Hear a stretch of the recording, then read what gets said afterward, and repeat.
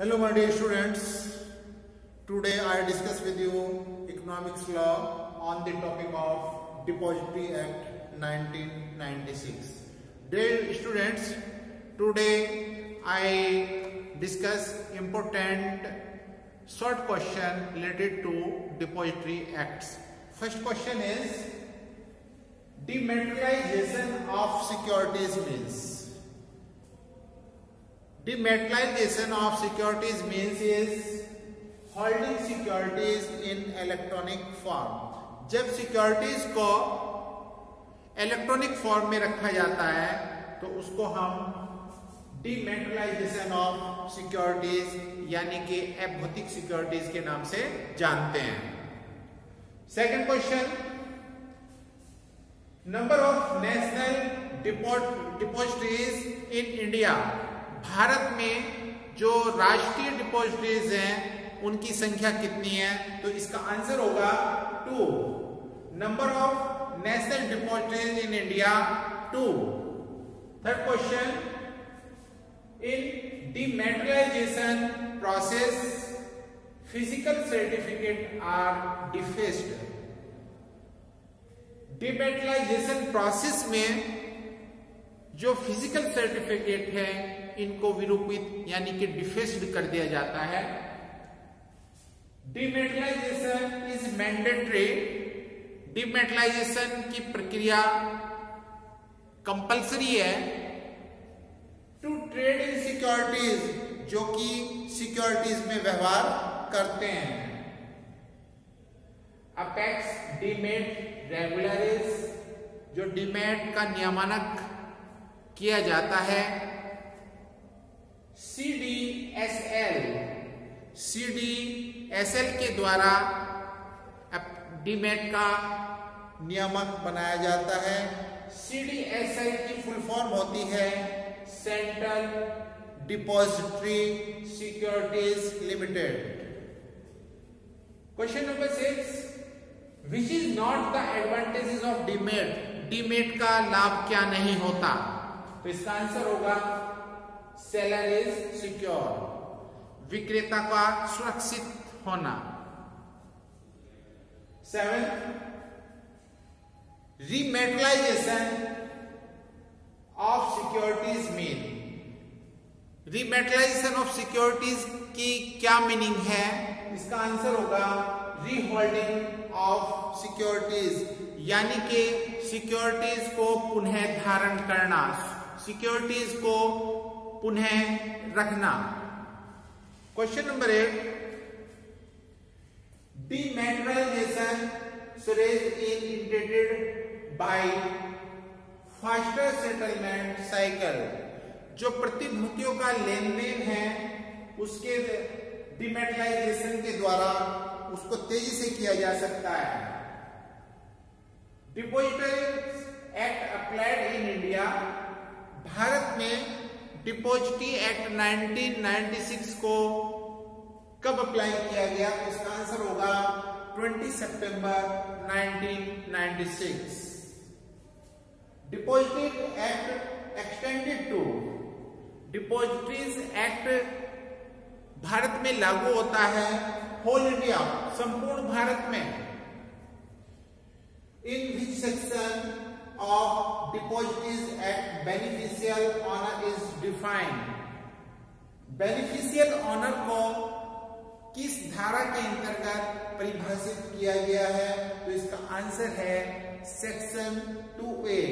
धारा 2A के अंतर्गत लाभ ग्रहीता स्वामी को परिभाषित किया गया है. The depository must have a net worth of not less than of business. Depositories के लिए शुद्ध धन कितने रुपए से कम नहीं होना चाहिए? 100 करोड़. 100 करोड़ से कम शुद्ध धन नहीं होना चाहिए. Question number 13, which section of depositories act is related with penalties. Penalties से रिलेटेड, अर्थदंड से रिलेटेड कौन सी धारा होती है? तो इसका आंसर है सेक्शन 20। सेक्शन 20 पेनल्टी से रिलेटेड सेक्शन बनाई गई है। Appeal against SEBI can be done. Securities and exchange board of India के निर्णय के विरुद्ध अपील की जा सकती है विद इन 45 डेज। 45 डेज के अंतर्गत सेबी के अगेंस्ट अपील की जा सकती है।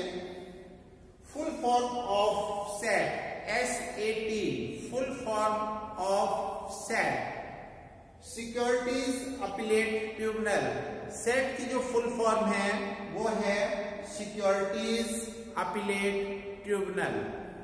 Next question, a person arrived from the decision of set may appeal before supreme court with in. एक व्यक्ति जो कि सिक्योरिटीज अपीलेट ट्रिब्यूनल के निर्णय से सेटिस्फाई नहीं है तो वह सुप्रीम कोर्ट में अपील कर सकता है विद इन 60 डेज। 60 डेज के अंतर्गत उसके द्वारा सुप्रीम कोर्ट में अपील की जा सकती है। A person aggrieved from the order of SEBI may be appealed before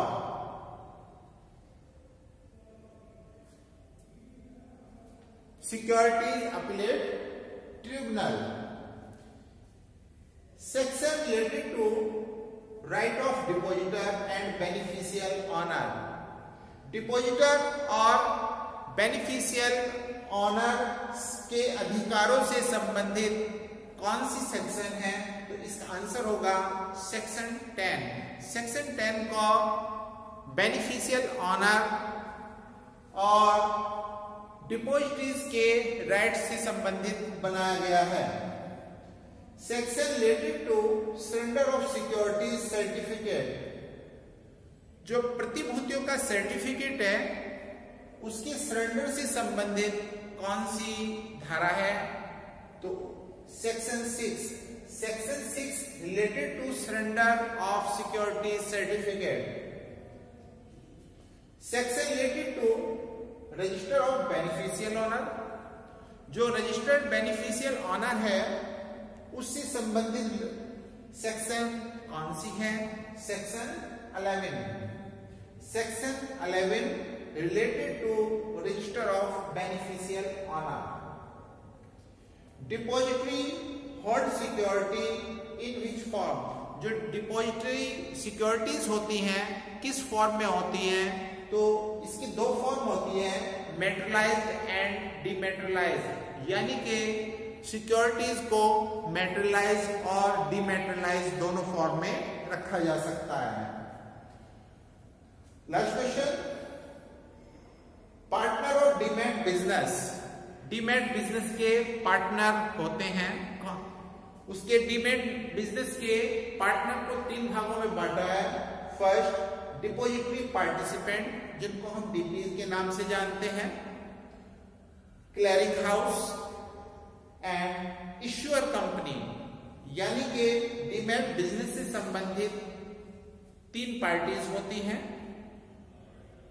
depository participant, clearing house, issuing company, यानी कि डीमैट बिजनेस से संबंधित 3 पार्टनर होते हैं। Thank you.